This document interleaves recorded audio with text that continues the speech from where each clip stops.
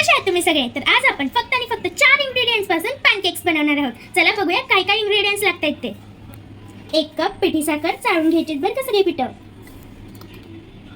1 cup गव्हाचं पीठ आणि 1 कप मैदा.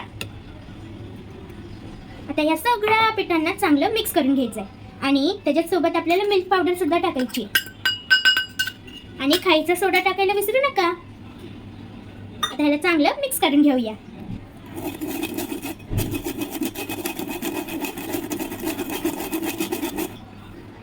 तसंच आपल्याला थोडं 1 कप थोडं दूध टाकून मिक्स करून घ्यायचंय. ठीक आहे, चला तर चांगलं मिक्स करायचंय बॅटर करून. मग आपल्याला तव्यावरती मस्त आपले पॅनकेक्स बनवून घ्यायचे. जेवढ्या प्रमाणात तुम्ही पीठ घेतलंय त्या हिशोबाने तुम्ही दूध टाकून आपल्या बॅटरची कन्सिस्टन्सी काय अशी करा बरं का. आता चला तव्यावरती टाकून तर बघूया कसे होत आहेत आपले पॅनकेक. तव्याला चांगलं गरम करून घ्यायचं आणि त्याच्यावरती तेल लावायचं. बॅटर टाकून घेऊया आपण आता.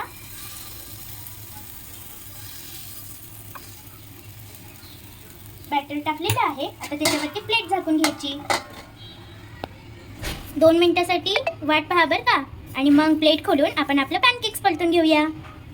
2 मिनिटं झालेली आहेत. चला आता प्लेट काढून बघूया कसं झालंय आपलं पॅनकेक. हो हो हो काय फुगलाय. अरे जाळीदार असे पॅनकेक रेडी आहेत. आता ही जी ब्राऊन साईड आहे का नाही, ही जी व्हाईट साईड आहे ना, त्याच्यावरती मस्त आपण चॉकलेट लावून घेऊया. म्हणजे टेस्ट काय एकच नंबर बरं का. असं सगळीकडे पसरून चॉकलेट लावून घ्यायचं आणि मग दुसरा पॅनकेक लावून 1 नंबर अशी टेस्टचा स्वाद घ्यायचा बरं का. असं आपण सगळीकडे आता असं चॉकलेट लावलेलं आहे. आता ह्याच्यावरती आपण आपला दुसरा पॅनकेक लावून घेऊया. मस्त आहे का नाही. आता ह्याला कट करून मी दाखवते तुम्हाला. हे बघा.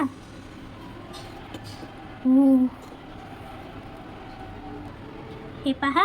आणि ज्यांना आहे का नाही हनी आवडतं ना, ते ह्याच्यावरती हनी लावून पण खाऊ शकता.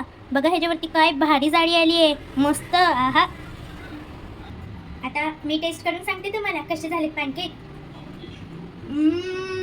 यम्मी. तुम्ही पण एकदा नक्की ट्राय करून बघा बरं का. बाय.